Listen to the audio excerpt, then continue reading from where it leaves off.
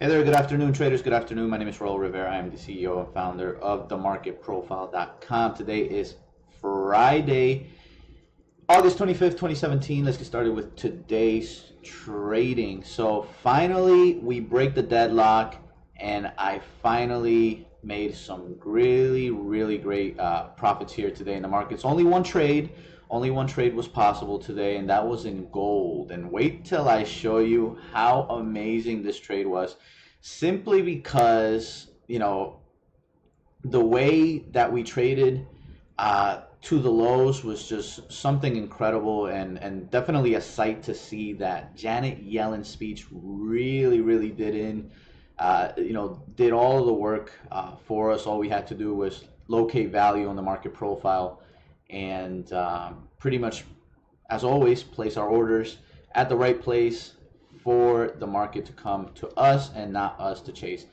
the market. So let's take a look at some of the other contracts that we trade. First, we'll take a look at the S&P 500 here. Looking at the S&P 500, early this morning, we analyzed our profiles and we figured, hang on, let me do that. We analyzed our profiles and we figured, you know what, if there's going to be a trend, I'm going to be looking to sell 64 to 66. Okay, I'm going to be looking to sell 64 to 66. And I'm also going to be looking to buy, if we do trend to the downside, 26 to 24. Okay, and we pick these levels out. And as always, the market profile, all it is that we're doing is we're trading with bell-shaped curves. Now, why did statisticians create a standard deviation? How did they come up with this type of statistical analyzing tool? Why did they come up with this? And they come up with it in order to see where the most occurrence of something happens. And this is what we're viewing. This is how we translate it over onto futures trading. And what we try to locate is where value is located. And where is value located? Well, it's usually located on the curves, right? On the curves. Every single curve we see here is a standard deviation. We see positive skews, negative skews, and we also see normal distributions, right? That's the actual name in mathematics, right? Normal distribution. Rather than looking at candlesticks, which we can, this would be in hybrid view of our wonderful software here. We can see the candlesticks and the profile all in one chart, right? Not having to have separate charts, one for candlesticks, the other one for the curves. We can have it all in one chart, and we can switch between the two. But rather than looking at candlesticks all day long, I like to personally look at the distribution shapes. I think they tell me exactly where value is located, and I know exactly where I want to get long, where I want to get short. All we have to do is follow the rules and locate where value is, and we want to locate it and have more than one confirming value area that it pretty much is a way to find support and resistance based on value, right? Based on a standard deviation of time and volume. A standard deviation of volume, you guys may know it by another name, is called a volume profile. And doing the opposite, but this time doing it for time, would be a market profile or a TPO profile. This is a standard deviation based on time. So we locate value. We figured we got a value area low on this profile and this profile here. We also have a value area low on this profile. We want to try to be buying 24 to 26. Up here we got a volume and TPO profile value area, and then towards the back, I'm not going to go, but there's another level of value over there we were trying to look for. Again, 64 to 66 short. Now today was, keyword was, an inside day in the S&P 500. So if I zoom in, what is an inside day? Let me just go ahead and split the distribution so we can see exactly what that is. So early this morning, this is the profile that we had, okay, from here to here. If we take a look at yesterday's range from high to low, we can see that today's range from high to low is inside the previous day's range from high to low. What does that mean? It means that we're in an inside day. We are not really looking to break out to the upside or to the downside. usually when we see inside days early in the morning, it pretty much restricts. Statistically proven that most of the time when we have these type of patterns, we're constricted into a very tight consolidation range. So what we try to do in these situations is try to buy just above the highs and just below the lows.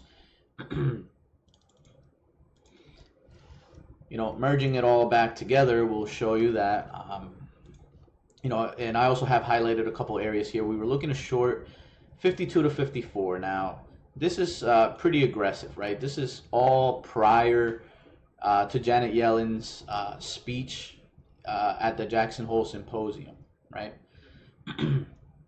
So prior to it, we were really looking 52 to 54 or 36 to 34.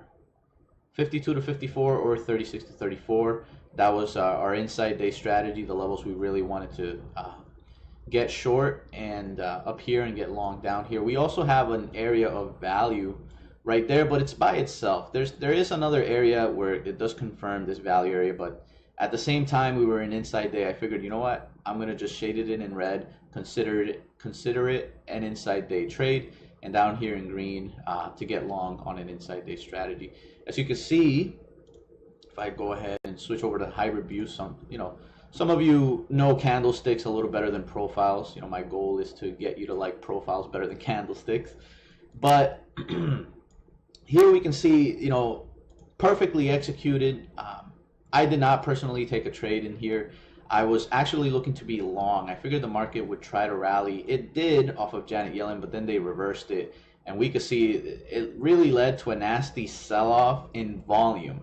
It didn't show up in price, but in volume, it's pretty nasty. Negative 35,000 imbalance in the S&P 500. And look at the 50 to 2,000 lot trader. They were short, about negative 16,000 imbalance. What does that mean?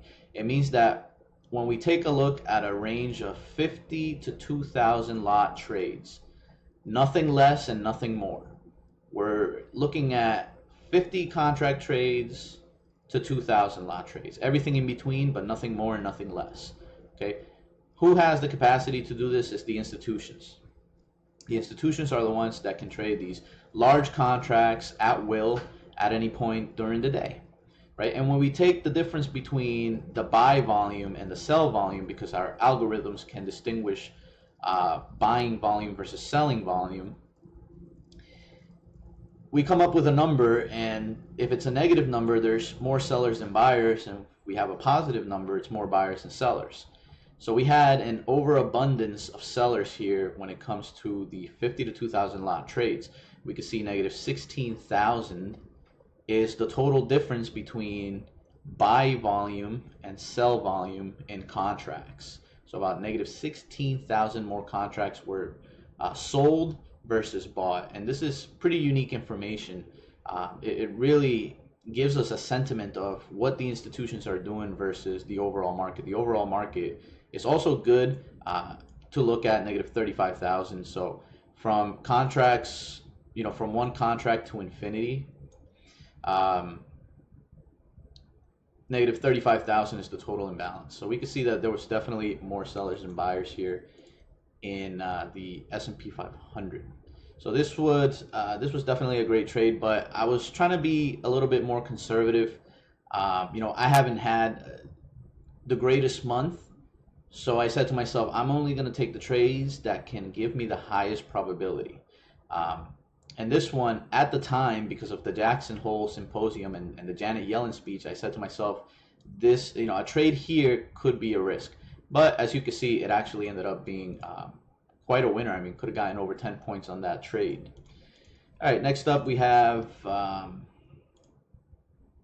crude oil. And crude oil was pretty much tied in a bracket. I mean, look at that. 47.90 or 47.93 is the absolute high, and you can see that we tried 1, 2, 3, 4, 5, 6, 7, about 7 times here. Right, there's 7 letters stretching across, and it looks like a pretty flat plateau at the top. Right, we usually see a little tail at the top, a couple little tails at the top, little tail at the bottom. Here we have like a flat plateau. Okay, and I mean, we have 7 letters stretching across, it shows me that 7 times we tried to trade above 47.90, 7 times we failed. So talk about a double top or triple top. This is like a 7 top pattern right here. This is a 7 top pattern. If we take a look at the hybrid view, again in a form that most of us recognize, right? The candlesticks. Here we can see 1, 2, 3, 4, 5, 7. Maybe this one's not it. I think here 1, 2, 3, 4, 5, 6, 7. Right through there. Impossible to get above. But here in crude oil, we were trying to play the inside day trade. So let me just switch back to the profile view. We can see that the high for yesterday's session and the low. Okay, we could also see the high for today and the low for today, trading inside yesterday's range from high to low. So it's an inside day. We were trying to get long at the lows, get short at the highs. But I was trying to trade the value trade. Here we have a value area low, value area low. Up here we have a value area high and a value area right there. So we were trying to get short 48.40 to 50, 47.20 to 30 long. And the market just bracketed around 47.40 to 90. And, surprisingly enough, also Donald Trump signed in an executive order providing even more sanctions on Venezuela. And you would think more sanctions on Venezuela plus the hurricane making landfall in Texas would be pretty bullish for crude oil, but what we really got was just indecision. The market doesn't know what it wants to do, which is why it kept consolidating. And we can see we had ups, we had downs all over the place, a lot of chop inside of value. So no trade was taken here in crude oil. Interestingly enough as well, we have positive 5,978 imbalance with a total imbalance of 20 contracts and greater of positive 1,500. So plenty of institutional buying and overall buying as well. Next is the darling of the day, gold. And this one, it had the potential to make a heck of a lot more than what was actually made. But here we can see this was just absolutely insane. Okay, I was crying like a little baby. I was mad, and then everything just went crazy. Okay, first we were looking to buy. We had a core durable goods orders at 8:30 a.m. Eastern time. I figured if we have a pretty good number, we would have enough volatility to sell into our buy zone, which was 88 to 86. Okay, we were looking to sell. We were looking to buy 88 to 86. We were looking to buy 80 to 82.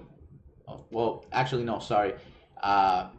81 to 79.5. 81 to 79.5. It was a little specific. 81 to 79.5. We were looking to buy if this level would fail. And also, we were looking to sell 1301 to 1303. 1301 to 1303. Now, I was looking for the buy side more than the short side. If you guys saw on yesterday's video, and also if you received the daily market summaries last night, you would have seen an image here of gold that I shared with you guys. And we can see in the cumulative tick volume, looking at institutional volume order flow of 20 contracts and greater, we can see that they've just been non-stop buying. Only on this day, 2 days ago on Wednesday, they were just pretty flat. But then the buying continued Thursday, and the buying is still continuing today. I think gold can go a heck of a lot higher. I think it's finally going to take out that 1,300 in the coming days, if not weeks.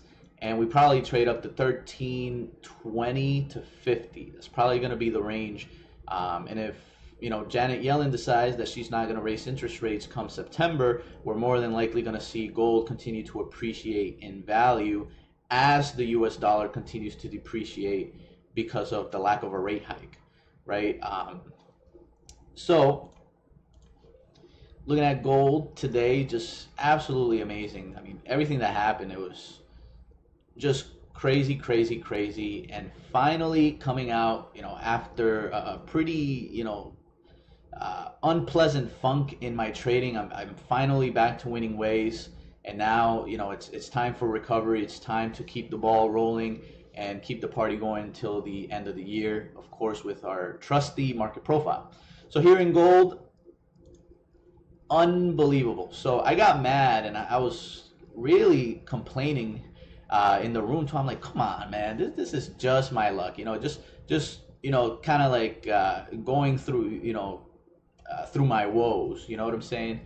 And simply because we see the market just suddenly spike right here. And that was one of the Fed heads talking about, oh, a market correction would be healthy for the markets. And as soon as the guy said that, gold just spikes up insanely. Okay. What happened next was about 3 minutes. 3 minutes or a few, or 3 to 1 minutes. 3 to 1 minutes away from the 10 a.m. hour, which was the release of Janet Yellen's speech. Now, when the speech comes out, okay, it would take a human maybe 3, 4, 5 minutes to read through the entire thing, okay? But when it's released electronically, the algorithms take over, and they could read an entire, you know, book in literally 1 second.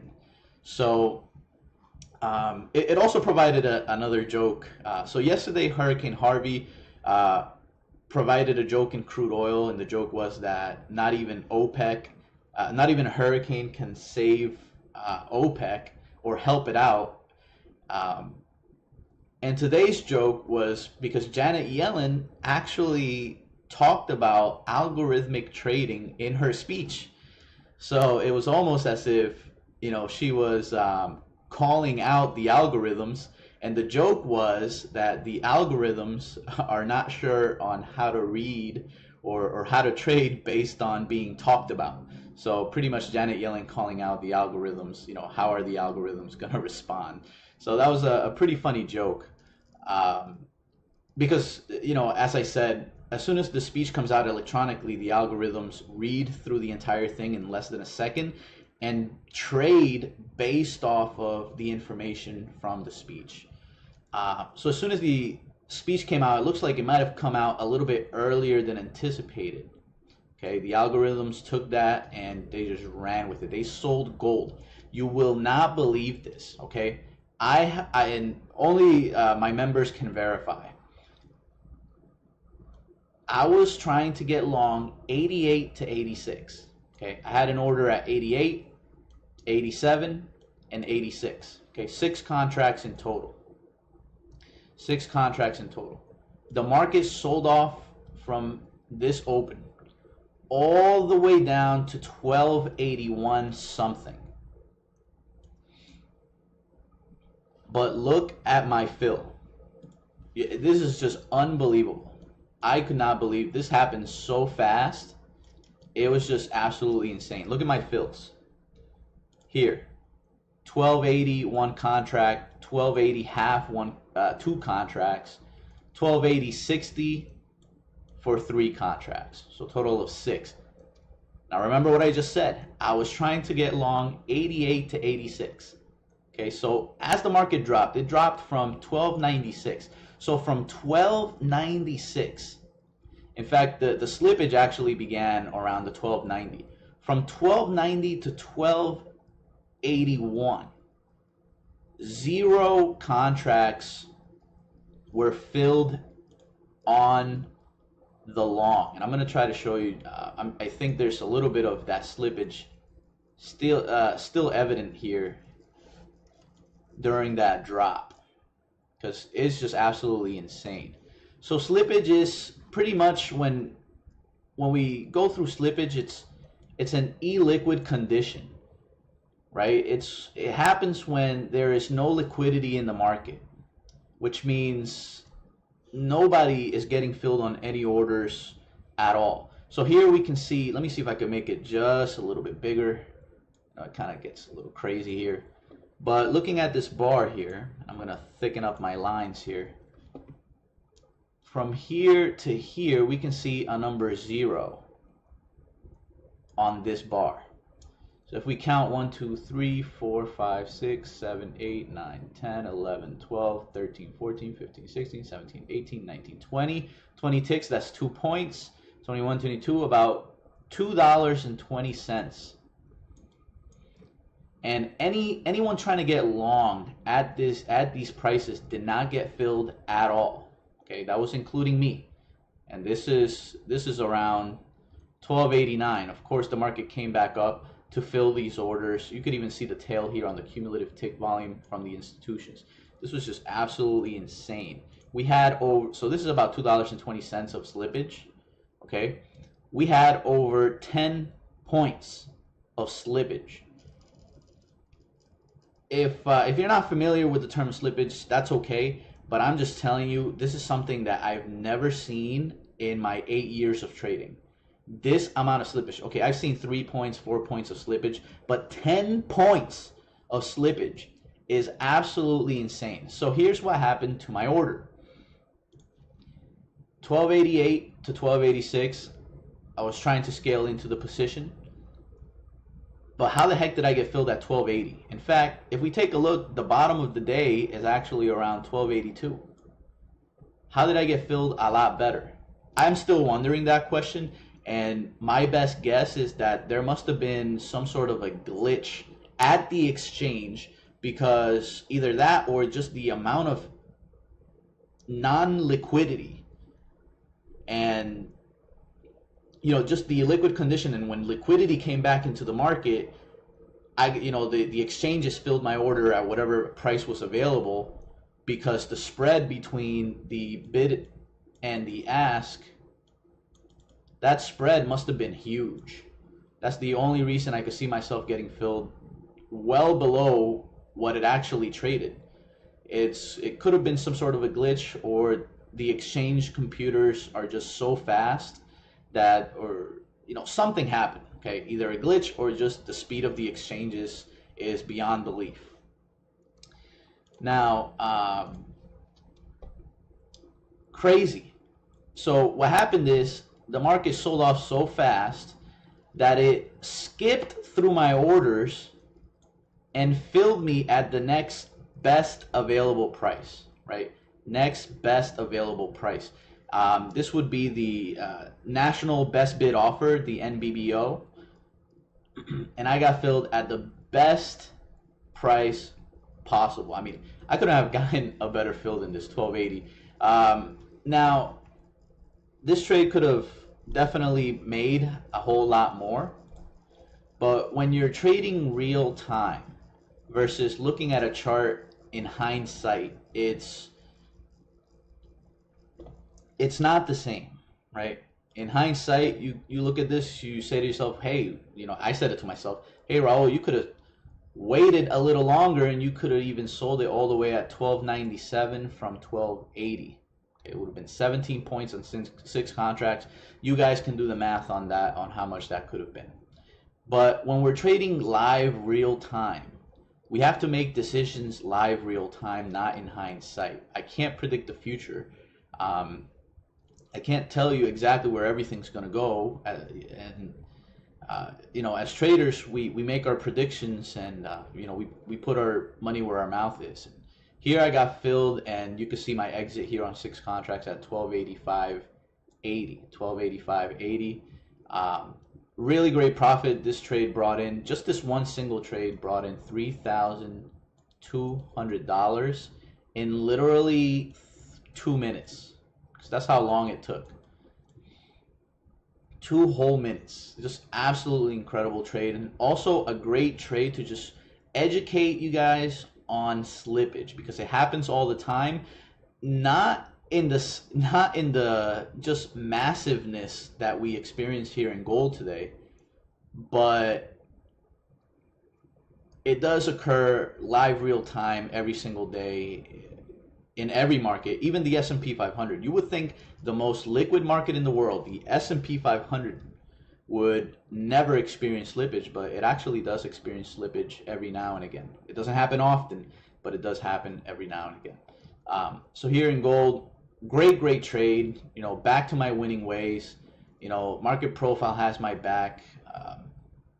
and I knew exactly where I wanted to get long, where I wanted to get short, and the market rewarded me here by getting me a really great fill on a really great order, pretty much. Now, it would have been nice to sell it all the way up here. It actually traded all the way up to 99. That would have been 19 points, but I'm happy with what I got. I'm not complaining, right? In hindsight, anybody would have said, oh, I would have probably sold up here. Well, I'd love to have seen you do that live real time, right? Live real time, we make decisions quick.